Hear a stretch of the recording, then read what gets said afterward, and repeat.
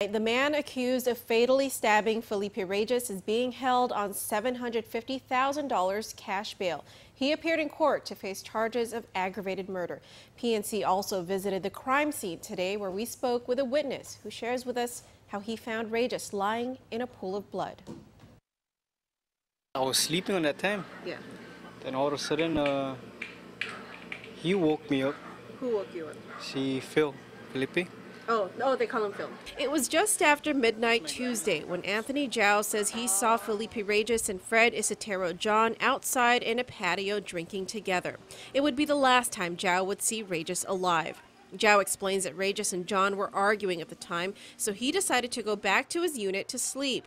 Zhao, Reyes, and John all stay at a multi-unit compound attached to the home of Carlos Polena, who runs an appliance repair shop on site. Till later on, she was knocking. Then saying Phil's in the ground, full of blood. So around over here, it's full of blood in there. Right here. Laying down that way.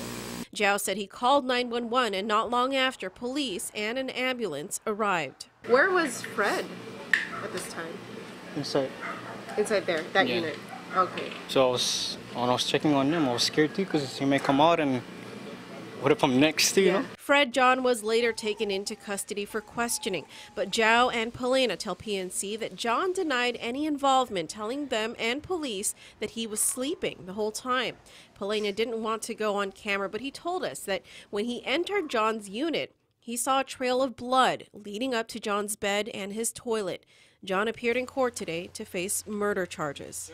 People of Guam are charging you with murder as a first-degree felony.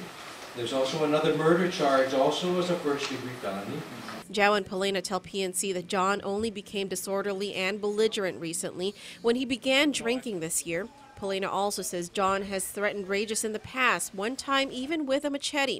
But because he thought John was intoxicated, he never imagined John would ever follow through with his threats. He says he's even had John arrested in the past. John had spent 3 days in jail, then walked from Agana lockup to Polena's home in Dedido and begged to be taken back into the compound. Polena says he gave him a second chance, but regrets doing that now. Reyes, he says, was a good employee and a good person overall. What was Phil like, as a worker, like a family already. Yeah. Was he like was he a good guy? Oh, yes.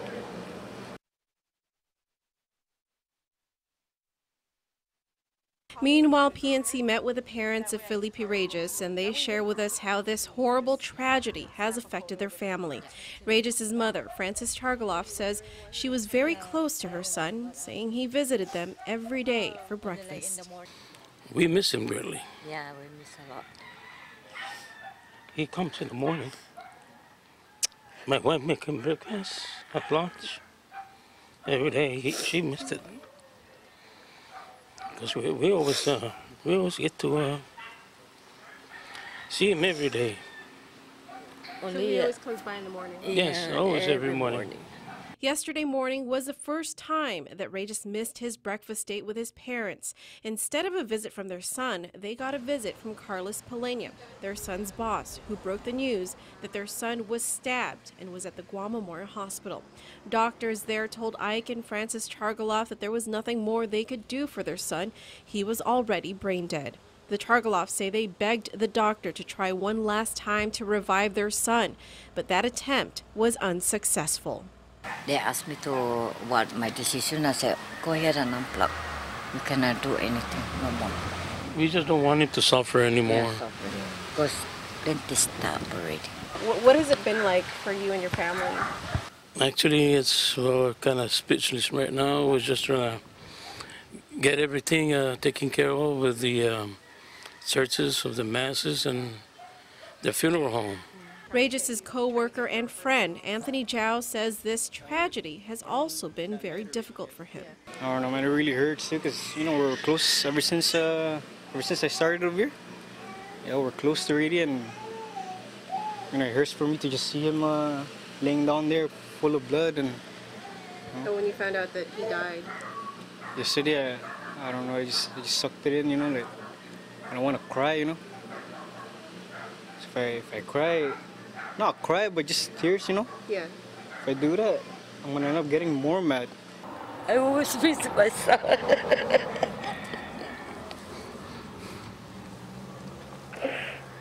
If I'm gonna forget.